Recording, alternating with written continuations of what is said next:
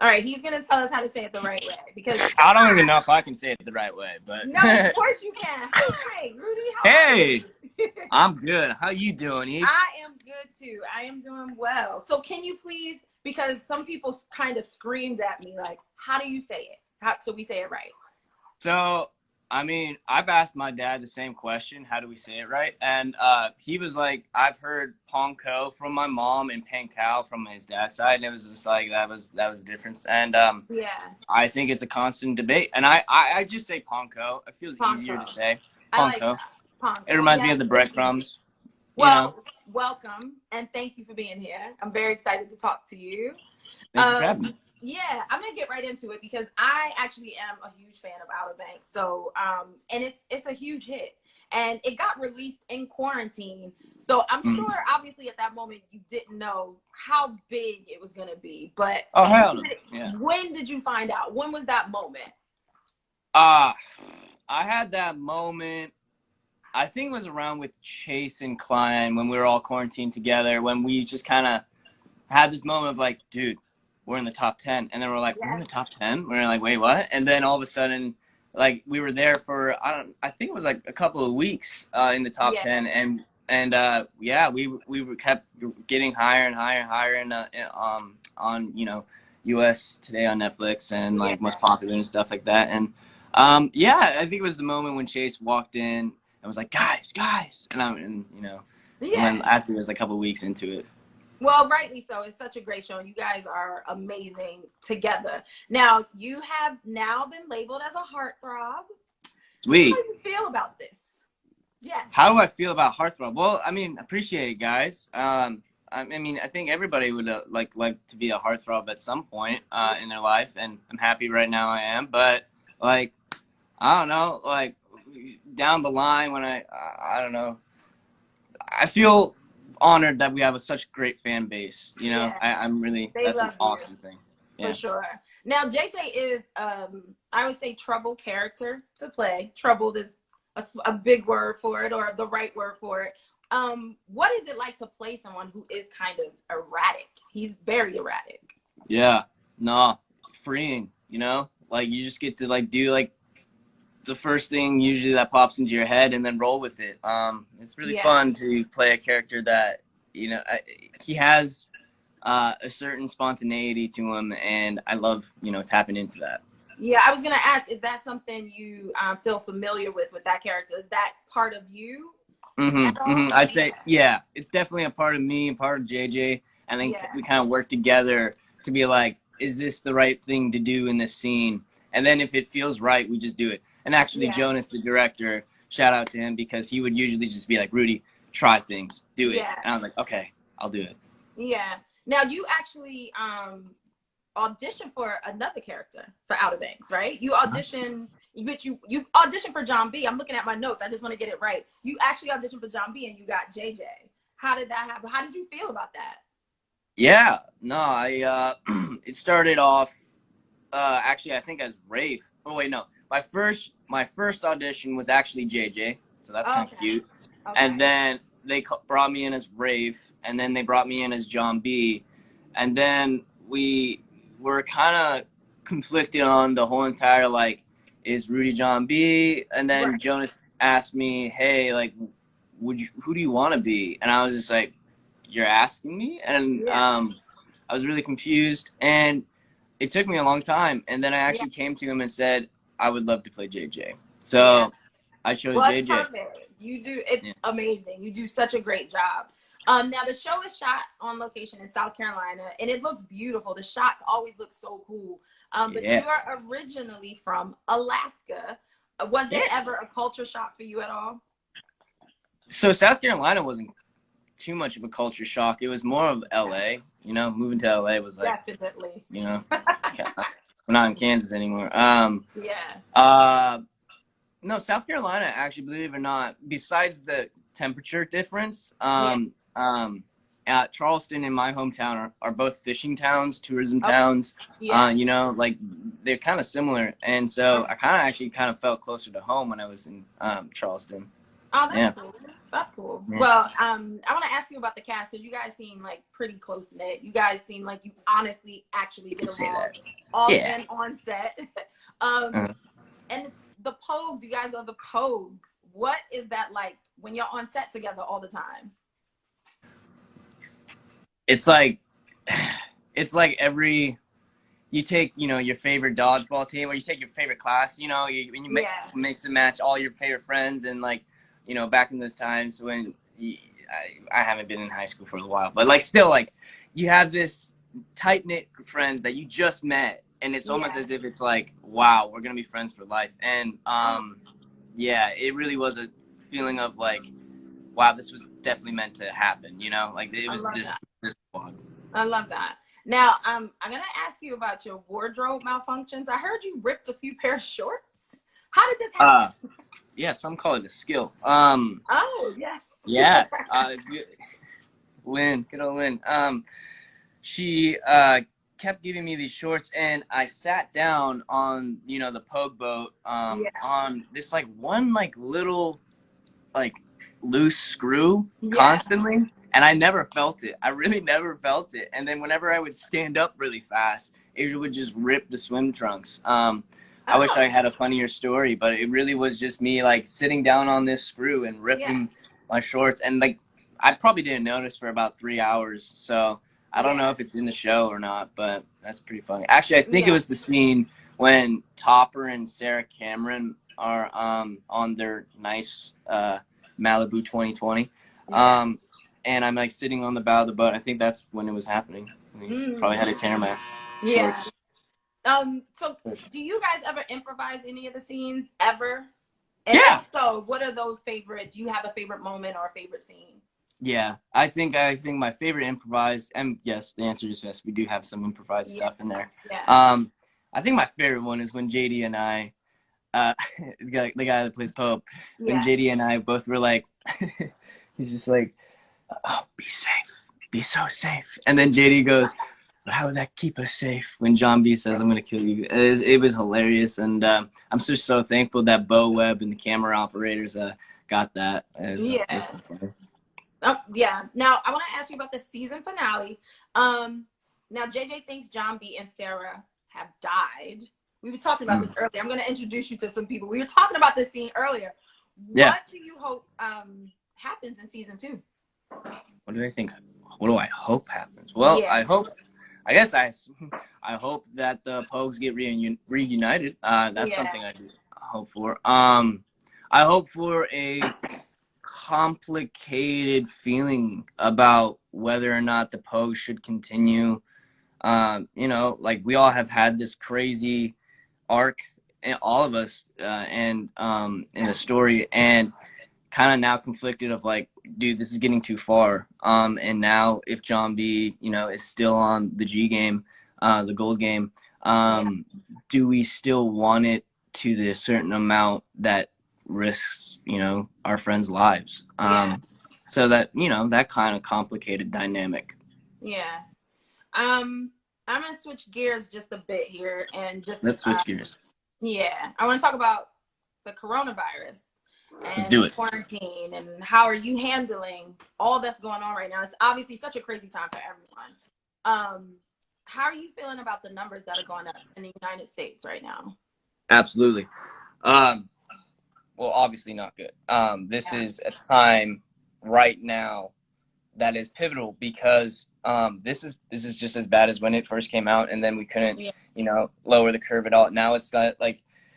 Right now is so pivotal because this will be the determining point of like if more people will die or less people will die, because this is getting to the point of where it can go super high up really fast. Like we're not, and if we're already, you know, if you look at the data that's already collected, like the entire like South is just as bad as entire Europe, you know, the entire like country. So it's just like what is going on? And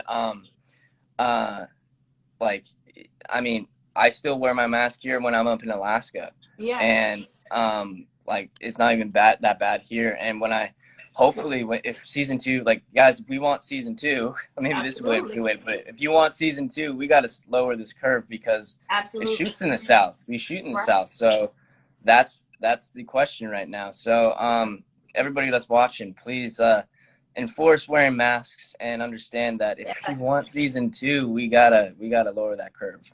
Definitely. Thank you for saying that. Please wear your mask, everyone. So I looked through some of your Instagram, and I saw that you were posting about Black Lives Matter and about the movement. What are your thoughts about what's been going on? Well, so many thoughts. You know, it's almost so many thoughts that it gets super stressful, and it's good stress. Like, it's a good feeling of stress. And the question, to answer your question, thoughts, educating myself more so then I can educate myself, so I can educate others. And those thoughts go to really intense places of like when have I witnessed stuff and like that I just didn't realize, you know? Right. And like, when have I ever you can really only reflect on yourself, so then you can educate others. And those thoughts. And so right now in the world with like I mean, people, you know, when we were canceling 2020 and now we're saying 2020 was the year that needed to happen. How about that? It's so true. Yeah. And I guess then to wrap up what I'm saying, I think it's moving forward, you know, just how like COVID, there's a new norm of being safe and like being very, you know, aware of wearing a mask or spreading germs and stuff like that. You got to be very aware of just other people, social injustice. I'm so sorry. 100%. Very, very aware of social injustice. There's a new norm that has to happen. Absolutely. Thank you for that. I just want to, there's so many people saying, I hope you're staying safe. Right on, Rudy. That was from Cheryl Underwood, who's on the show. I just want to shout out some people. They're all wishing you, obviously, great things. And thank you for those answers, because we need to hear that. People need to hear these things. Like, it's not over. It's not done yet. We have a lot of work. We all have work to do. So I want to talk about Outer Banks again, because I binged it. I think I binged it in like 2 days. But I binged it with my stepchildren, my bonus children, I call them. And they are here. And do you mind if they come in just to say hi? Not at all. Not at all, guys. Come on. So that's hey. That's what's up, Cash? That's me. Oh yeah, you poke for sure. Oh, you guys are all pokes. What's going on? Yeah, what's going on? Who plays the? What's up? Go ahead. I was just gonna say, who plays the guitar in the back? Oh, I'm trying. You're trying. I like it. I like it. Drums. Yeah, he plays the drums. I play the drums too, man. We gotta jam sometime. Yeah. Yay. Well, they are the ones who put me onto the show. Honestly, they were like, "Have you not seen Outer Banks? You have to see Outer Banks. We have to watch it right now." So they put me onto it. Thank you guys for hooking Eve up with the show, guys. Really appreciate that. Okay. Yeah, sure.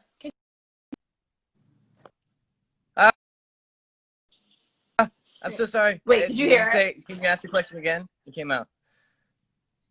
Can you ask it again and cut out? I'm really sorry. Can you please say housekeeping?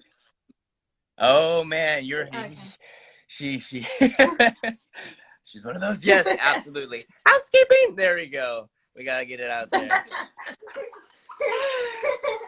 Okay, so speaking of shows that get binged, what shows do you binge watch? What shows do I binge watch? Yeah. So, okay, this is going to sound like the most Alaskan thing. The most recent show I watched was a show called Alone on Netflix. Okay. And it's about 10 people that go off into the wilderness and have to survive in the wilderness. I know it's like the most Alaskan thing ever, but that's the most recent show I binged.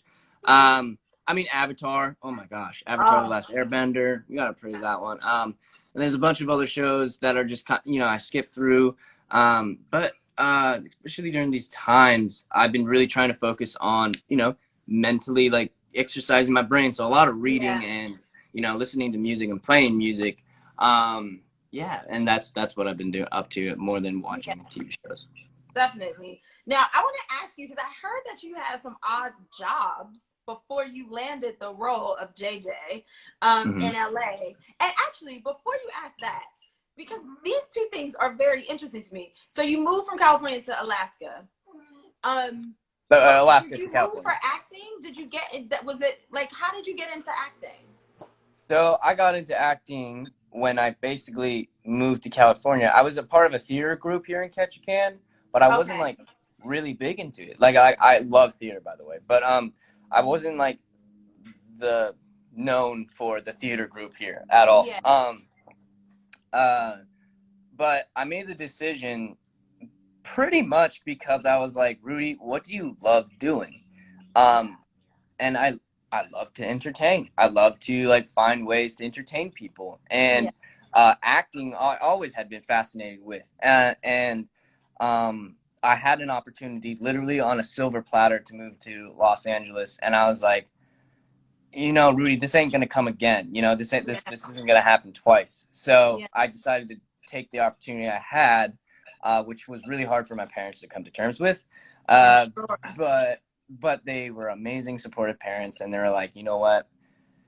Yes, go do it. Because my mom kind of related with me of like, she regretted, you know, not trying to go into gymnastics, you know, there's several things that she tried to, you know, do as a kid that she wished she tried to do in adulthood. Yeah. Well, thank goodness you got into acting and it all worked out. Shout out to everyone. There's so many people saying, can you please say hi? And we see all your hearts, guys. We see all your hearts. And thank you for being here. Now, we're going to go soon, but I kind of wanted to play a game, if that's okay. Let's hit it. Okay, and we're calling it the Talks Think Fast. So basically, obviously, for example, I'm going to read you two choices. For example, chocolate or vanilla. And you just have to pick your preference, but don't think about it. You just got to do it. Okay? I mean, that's timing. All right. I'm not good at this game because usually it's like there's like a lot of factors and I'm like, why? Okay, but I got this. Okay. So, surfing in the sea or skiing down the slopes? Skiing down the slope. Fancy duds or laid back looks? Laid back looks. Party all night or tucking in early? That depends. Tucking in early, sure, you know. Okay. Say what's on your mind or mind your own business? Ooh. Oh, see. I know. That's a hard one. Hard. I say your mind. Say your mind. Amen. Okay. Order in or prepare it yourself? Prepare yourself. Oh, man. I need to stop ordering it. Okay. Let's see. Study hard or blow off the test? It depends on the test. Study hard. Study hard. That's good. That's right. You know what? That's you thinking about the children that are watching. Yeah, I'm like, all right, guys. Wasn't good at school. Oh, thank you. Well, thank you so much, Rudy. It has been a pleasure speaking to you. Rudy Pankow. Say it again. Yeah. Why not? I loved it. Perfect. Yeah. Okay. Woo! Season 1 of Outerbanks is now streamed on Netflix, but I'm sure all of you who are watching know this already. But thank you so much, Rudy. Thank you for being here with you. Thank you for saying hi to Jagger and Minnie. Yo, love meeting you guys. Yay! Okay, thank you so much, Rudy. And thank you, everyone who's watching. Thank you for all the love. Bye. Yeah. See ya. Bye. Bye. Okay. Was that fun? That was cool, yeah. Okay, so don't forget to watch The Talk weekdays on CBS, 2 p.m. Eastern Time and 1 p.m. Pacific. West Coast, you can catch us today. Stay safe out there, guys. Thank you so much. This one was really fun, right? It was so fun. Bye, everybody. I see all the hearts. Go follow him right now so you can just get more and more and more. Bye.